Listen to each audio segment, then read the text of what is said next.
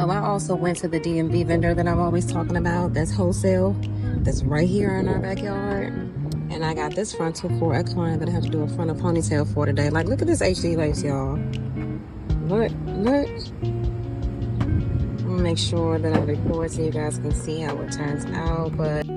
So first thing we want to do is create a protective barrier so we do not get any of the bleach on the hair itself. We only want to bleach the knot so that we can create a seamless looking scalp. I'm using a holding spray here. This one is a firm holding spray. I'm going to put the name so you guys can see. And I'm just brushing it through with an edge brush to make sure all of the hair is brushed away from the lace, because we don't want any of the hair in the way of the lace. We just want everything flat, smooth, and back so that it is not touched by the bleach. So once we are done spraying, we are now going to blow dry that product into the hair so that we create a stiff barrier. Once you're done blow drying, you'll see that the hair in that area feels a little bit hard and rough, and that's exactly what we want, because we don't want the hair to move while we're placing the bleach on the back of the lace.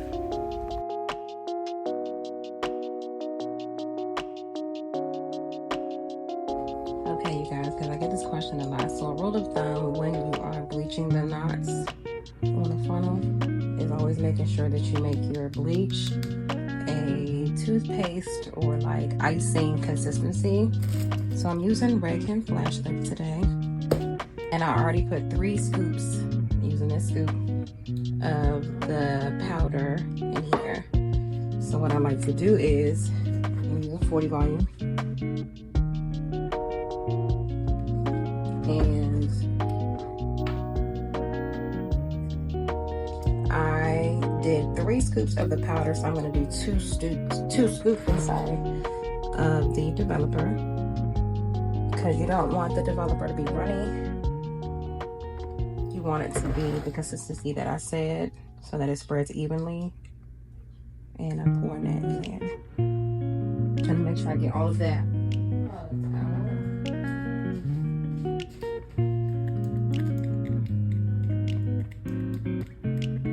Alright. And I'm going to mix. Now, one thing you want to be very careful of when you're mixing your lightener or your bleach, whatever y'all call it, is mixing too fast, because mixing too fast puts pockets of air into the bleach, and you don't want that because it oxidizes faster. So you want to make sure you get all of the product mixed together, but do it in a uniform slow motion. Alright, so this is the consistency of it now. Just reminding you guys, I put 3 scoops of the powder and 2 scoops of the developer, and it's the perfect mixture every time. So this is for the people who try to just pour it in there and get that guesswork. This is gonna work every time. You see that? I don't have to add any more developer. It's not too thick. It's the right consistency. Exactly what I need. And to furthermore prove it's the consistency I need, you turn the bowl over, and if it is not spilling out, then that means it's not going to run through your lace. So now I'm going to take this and I'm going to start spreading her using a plastic butter knife. Now I say to use a plastic butter knife because when you use the brushes like these, like a color brush, the point of this brush is to push product through the hair shaft, and that's what we want when we're coloring someone's hair, because we want to make sure that it colors uniformly and evenly. But when you're doing lace, you don't want to push product through the lace, because then you are going to bleach your hair, and you don't want to do that. So using a butter knife allows you to lay the product smoothly, evenly, and lightly. So what I like to do is I like to hold my lace up from one side and go across the lace very lightly, so I'm not pushing the product through the lace. And as you can see, I'm starting in the mid to the back area of the lace, because this area lifts faster. It takes a longer time to lift than the hairline, because there's more knots back here. It's not as ventilated as the hairline. I'm gonna go through and cover everywhere that needs to be covered. I'm using this for a frontal ponytail, so it doesn't really matter if I don't get this back portion. I'm really just worried about the hairline and this mid portion.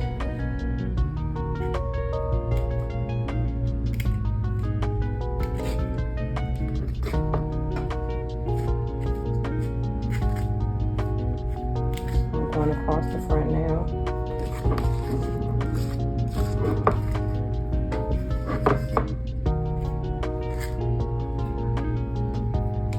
And I like the fact that when I do this method of 3 scoops for 3 to 2 scoop ratio, I'm not wasting product. Make sure when you flip over the lace, all of the knots across the hairline are covered with the bleach.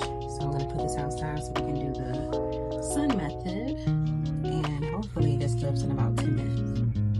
Okay, so I have put her outside on the porch so she can do what it does with the help of the sun. And the last time I did it, it literally took 10 minutes for all of the knots to lift. So I'm just going to leave it outside for 10 minutes again and then just check on it. And if it needs to stay a bit longer, I sure will let it stay out here and let the sun do what it needs to do. So here are the matching bundles to the frontal that's from the same vendor that I spoke of in the DMV area, and they're also based in Delaware. I'm running my fingers through the hair so you guys can see how it looks like in its combed out state, and I'm going to shampoo it and you guys can see how it's in its elongated state, excuse me. I always shampoo hair before installing it. So I went back outside once the 10 minutes were done, and oh my gosh, look at the knots, they're ready.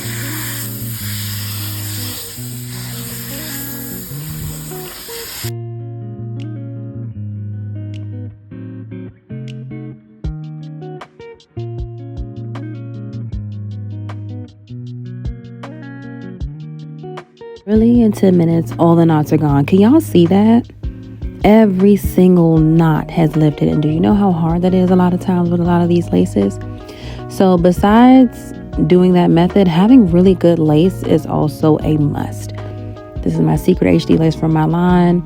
I get it from a vendor right here in the DMV area. Like I said, if you guys are interested in the information, send me an email or a DM on any of my social media platforms, and I'll be able to give that to you. A small little fee. I'll let you guys know about that information down below in the description bar. But let's get into this lace. All the knots are gone. I had to give y'all a different angle, okay? All the knots are gone. Do y'all see that? In 10 minutes. 10 minutes.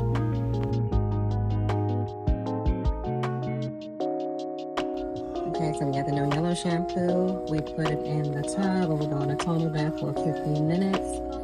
I used No Yellow because, as you can see, the knots were yellow. They weren't orange, so I didn't use. Let me show you what you would. This is what you would use, y'all. So when y'all be using the shimmer lights when the knots are brassy and orange, no. You should be using no orange. Hear me out. This right here is why. Let me show you. Let me show you how I'm gonna make you a believer about that Fanola, okay? Look at this right here. What? Do you see that scalp? What? Oh my gosh, you guys are not seeing this. Let me give you on another part. Let me give y'all another part so y'all can really see what's going on. I'm holding a scalp in my hand. Do you see that?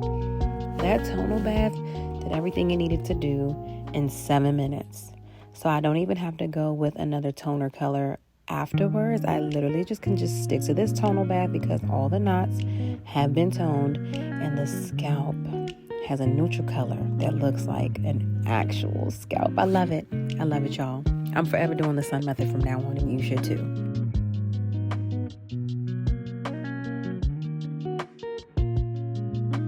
Okay, so now we are going to jump into plucking, and I'm going to start my peaks and valley method.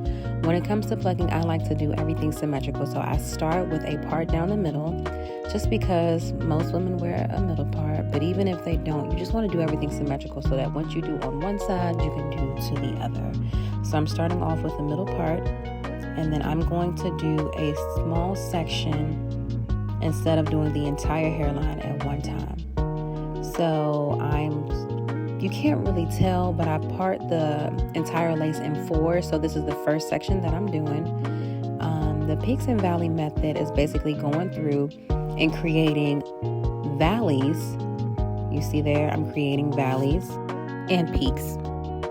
We create these peaks and valleys to debulk the hair and, remove any types of lines of demarcations so we don't have any harsh lines.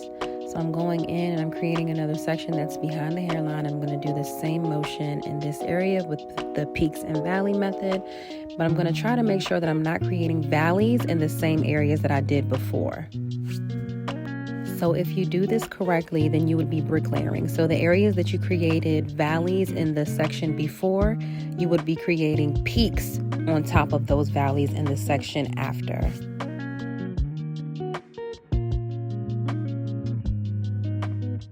I'm doing right behind the hairline now. I'm just repeating that peaks and valley method. I don't have too much to do once I get closer to the hairline because I've already removed most of the bulk, a couple of sections behind the hairline. So when you get to the hairline, it shouldn't be that much work to do. If there is still a lot of work to do when you get to the hairline, that means you haven't taken out enough hair in the sections behind the hairline. And you need to go back and debulk those areas and then come back to the hairline. So I want my hairline to be more of like a widow's peak shape. So I'm going to remove those hairs out of the way and then start plucking. And then I'm going to lightly pluck in those areas too, so that everything looks really natural and I break up the lines right there on the front of the hairline.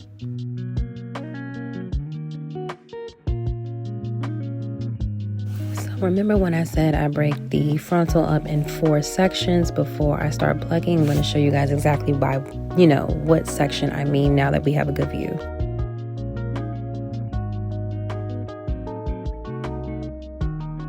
So now I'm just going to continue doing this throughout the entire frontal, and you guys can just watch me do the peaks and valley method.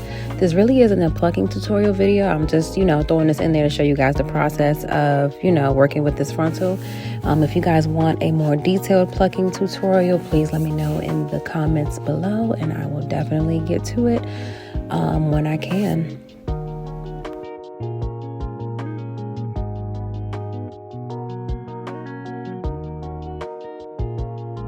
So if you skip this step, you need to stop right now and start doing it, because the Nairobi foam mold is going to be one of the most greatest hacks that you could do when it comes to your lace, okay?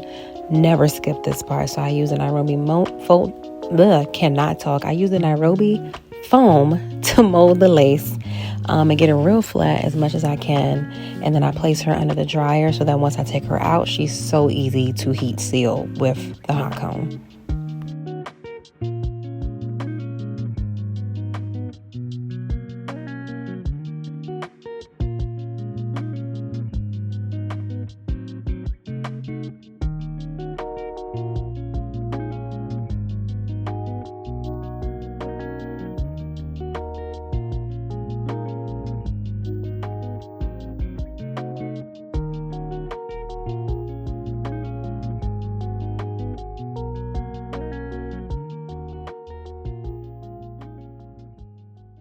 I do use a wrapping strip just to make sure it's extra flat, and I pin them down to make sure that they stay on the lace and that the wrapping strip does not move while it's under the dryer.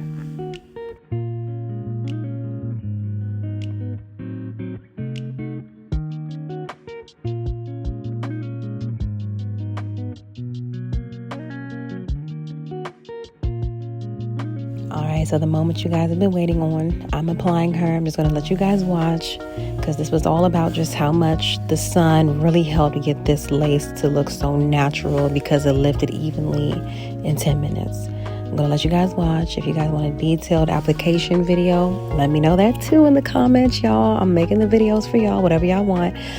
But I'm just going to stop talking now and let you guys enjoy the final look. Any questions that you guys have, let me know in the comments.